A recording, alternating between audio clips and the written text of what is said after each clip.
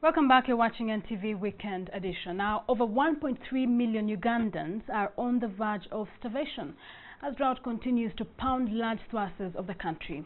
Does the government have the capacity to provide relief to the starving millions, or should people follow Dr. Kiza Bestie's clarion call to collect relief for those in dire need? On Talk of the Nation tonight is the Disaster Preparedness Minister, Musa Ecweru.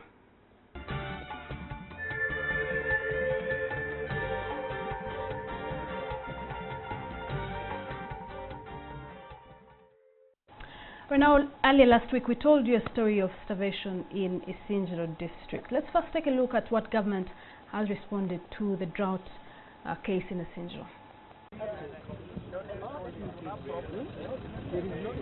Kampala, and even your Matok has been going to eastern Uganda.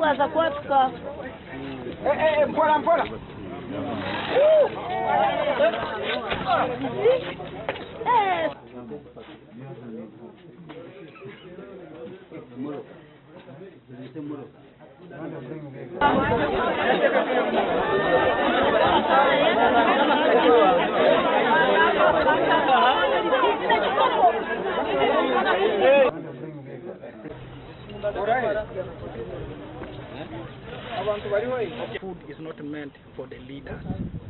This food is meant for the poorest and vulnerable communities. That's why my coming here to almost want to count every bag is not that I suspect leaders. It's just that government wants me to make sure that the food reaches the very vulnerable people. More of sensitization.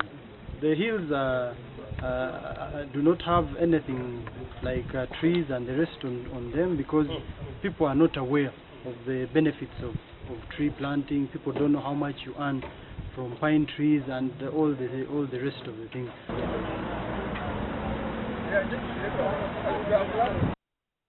Now with me in studio is State Minister for Disaster and Preparedness, Musa Ecweru. Welcome to the program. Sheila, thank you for giving me the opportunity to come and interface with you and to share what is happening across the country with the citizens. Sorry, let's start in Isingiro. We reported earlier in the week about the sad state of affairs in Isingiro. You were there. Let's start with how much you have been able to take there as government. First of all, I want to make it clear that we as government, of course, are saddened that Isingiro district that has been a food basket for Uganda because of the effects of climate change has been reduced to a basket case. In other words, they are now depending on emergency relief. Our people certainly would not have loved the relief because relief kind of compromises their dignity. They think, to be able to be seen as not being able to feed yourselves or feed your family, there's something that they lose. But I am happy to report to Ugandans that the government has been following this very keenly. And we always use emergency food relief as a last resort. And we have arrived in Isingiro, just like we have arrived in other parts of the country, to respond to these consequences of the dry spell. We've been able to deliver now close to about 100 metric tons of both posho and beans to the communities in Isingiro, and we'll continue to do that for as long as the communities still are in a situation of distress. We are also beginning to look at other approaches because I have interfaced with the communities. I went down to the different villages of Isingiro district. Three things have happened. One, the dry spell, which is very, very unfortunate. The dry spell has affected the people and also affected the animals, the cows. Now the cows have no milk. This is a community that has always depended on milk for their survival. They sell it. They also take milk as food. Now, that is one side of the story. The second side of the story, the population has been praying for rain. Then rain comes last week with vengeance. They came with the hailstones and destroyed the surviving bananas from the sub-counties that had their plants still standing. So we are talking about a community that has been visited by what we could call double jeopardy. They have lost their crop to hunger, to a dry spell. Now they are also losing the remaining crop to very violent storms. What are we going to do? Before you can get to what you're going to do, I just want to take you back to what you said. You say government has been following the drought very keenly. And for the record, by the way, it's not just Isinjiro, it's across the country. You know, which presents a very interesting case, because you were chatting earlier and you said this is the first time it's been cross-cutting. But you say as government you've been monitoring it. This problem, the people of Isinjiro told us, started in March. March to November. A lot of people have been starving. A lot of people have moved away from their homes to run search for water. Where was government? You know, the truth is, like I said, government will always deploy emergency food relief as a last resort. That is our policy. It is not good for us to kill the resilience of our citizens by always preferring emergency food relief in the face as just a situation of distress shows up. What we want to do is to build the capacity of our people to be able to withstand shocks, you know, so that is what makes a complete human being, you know, that you're able to stand as a head of a family, even in the face of a predicament like hunger, and be able to mobilize within your limited resources and overcome it. So we try to prepare communities. That's why sometimes we encourage, you know, departments of government. Can you deliver quick maturing planting seeds, even in the face? Can we do this? Can we? How do you deliver quick mature planting seeds in drought? Hot, sizzling hot. That's what we try to.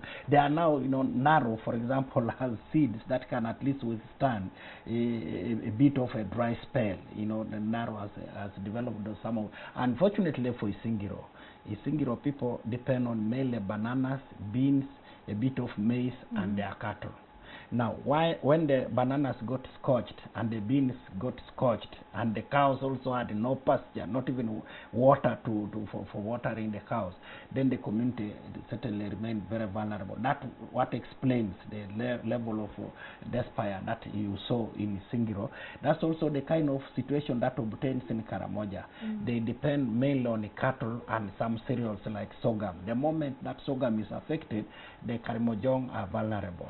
And you know, Honorable, there's some people who would say that as government you have failed your people, because these cases keep coming every year. Every year we have, you know, Isinjiro has not been the first time, you know, it's not the first time it's been hit. Soroti, for instance, Gulu, Teso, it's not the first time they're being hit by this, although this really is the biggest extent. But as government, some people blame you for knee-jerk reactions rather than providing lasting solutions to these disasters. No, first of all, the country should know that climate change is a reality, Sheila. Climate change is no longer something that just remains in the lecture rooms. It is with us. With the climate change, we are going to witness very, very unpredictable weather conditions. We are going to have situations where we will have rain. When it comes like in storms. When the dry spell set in, it will be drought. And therefore communities must adapt. That one is something that we must prepare, not just as a department. How do they adapt? Adaptation includes a lot of things. One, we must be able to prepare and have some food for the lean times. And that's why we are encouraging communities that produce grain, for example. When you produce grain as a household, even when they are precious that you must sell to meet some of the requirements that a family needs, at least spare something that you can have, you know, to take care of the lean times. For example, I heard you talk about 1.3 million Ugandans now in the situation of need. It is more than that. I want to tell the country. What is the more than that. My technical people in the assessment are saying the 1.3 are just those in the what we call the cattle corridor. That is, you run through Singiro, come through Chirihura, they go through Nakasongola, Teso, and Karamoja. But there are peripheral districts that have not raised the red flag, but from our assessment they are already in need, you know, because of also the long dry spell. So my technical people are putting the figures at almost about 7 million Ugandans. 7 million Ugandans in need of emergency relief.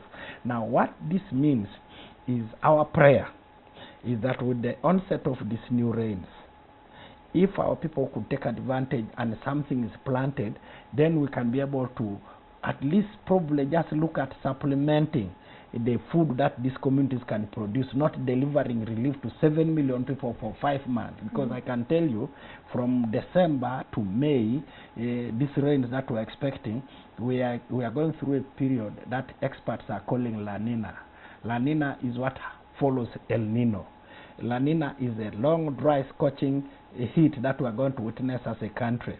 So if from December to May this year we are going to go through this experience, then it means we are likely to really have a bit of a challenge. But then, as a country, I am happy to report to Ugandans again that the assurance that I have got from my senior colleagues, including His Excellency the President, he has assured my department and indeed asked me to assure Ugandans that even if it means suspending some very big projects of government, like doing dams, like doing some roads, for the sake of saving lives, the President and government are ready to do that.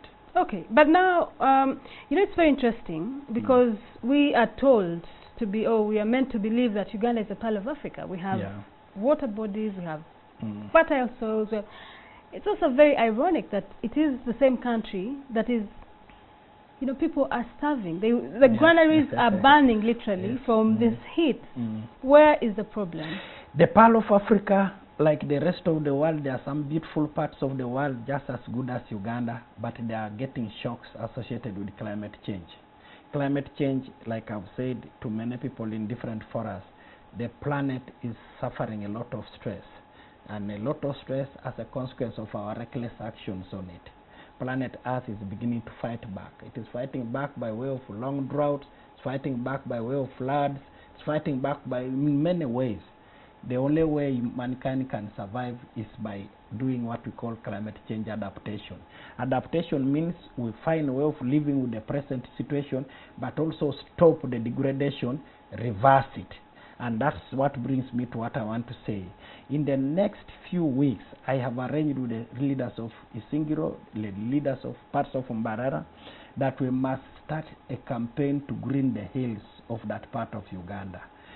We are discussing with the National Forest Authority to give us seedlings, trees that can thrive in those hills. Because when you go to Isingiro, those beautiful rolling hills, they are bare. So apart from just disorganizing the ecosystem, you cannot have, you know, each time it rains, it comes with the storms. The storms would have been broken by the trees, which would have acted as windbreakers. There are no more. So it is the bananas that are now like windbreakers. That is not sustainable. That's not acceptable. We must repair this. But the good news is that the population themselves, after going through this nasty experience, they are enthusiastically and, you know, expecting us to go there. They have already started digging the rocks and the mountains. They are just waiting for seedlings. So they want relief food. They want planting materials, say like bean seeds and maize and banana suckers, but they also want seedlings for trees so that they can green their mountains. So to me, everything, in every dark cloud, is a silver lining. Okay, let's talk about the issue of funding, because as much as relief, you know, food in form of relief is important, it's not very sustainable. And yet we know that your ministry is one of the least funded ministries in this budget that we have. How much do you need for the 7 million people that we're talking about?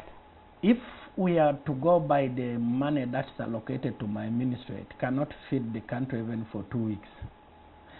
What then government in its wisdom did, and Parliament, particularly the 9th Parliament, was to come up with what we call the contingency fund. A contingency fund is supposed to be a resource that is 3% of the overall budget of the country, ring-fenced specifically to handle emergencies. And I am also happy to report to the country that while the last financial year, the contingency fund may not have seen the light of the day, the President has directed, as a Minister of Finance, the Ministry of Finance must put back the contingency fund this financial year. It is that contingency fund, that's what other countries do. Because there can never be enough money that you put aside for taking care of the unknown. But you can put a sizable percentage and ring fence it. When a challenge like this arrives, then you can easily tap into it and rescue communities. How much money do you need to feed or to keep alive the 7 million people that are now affected? It will need close to about 113 billion 113 billion Uganda money. That just for a few months. There was a calculation that my technical people gave. That is on the assumption that each one eats, I think, about a few grams a day. A few grams a day. So if you are talking about giving them what is enough for an adult to survive, then it will shoot beyond that.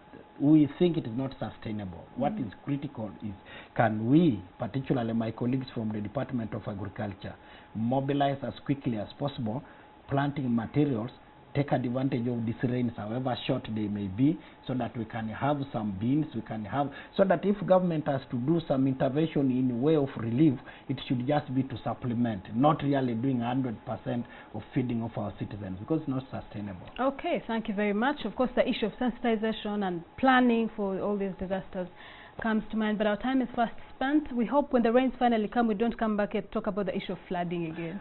It will be my prayer that we don't. And but I can tell you, Sheila, I want you to help me. People in Bwaise should not be in a wetland. They will be flooded. And Teso areas in the swamps, they will be flooded. But one conclusion is that, Sheila, nobody will die of hunger. As a government, we are going to do whatever it takes to ensure that our citizens survive.